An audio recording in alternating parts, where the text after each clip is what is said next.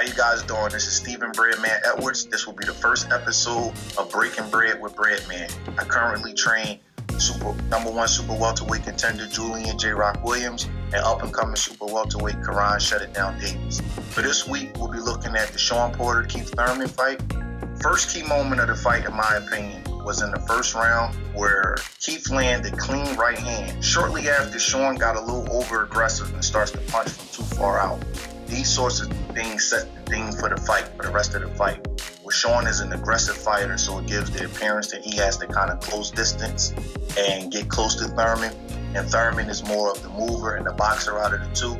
So in the 4 points of judging the fight, judge a fight on clean punching, effective aggressiveness, defense, and ring generalship.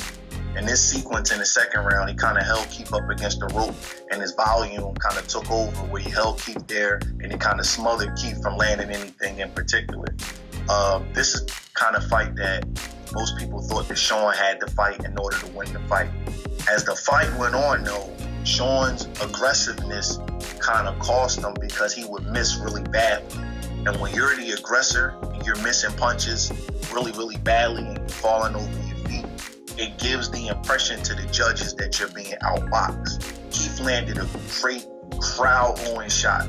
Shawn is so aggressive. Keith was kind of up against the ropes, but Shawn is so aggressive. His head has a habit of falling over his front knee, and his posture is kind of bad when he does that.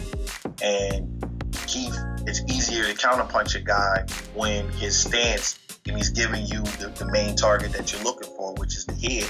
The last point of reference, Shawn is chasing Keith and he's missing badly. His head is out in front of his front knee again. The move kind of swing backs into Keith's favor towards the last quarter of the fight, and he starts to land in cleaner shots and earn a close decision. I thought it was a great, terrific fight. Both hats off to both of those kids, man. That was a tremendous fight.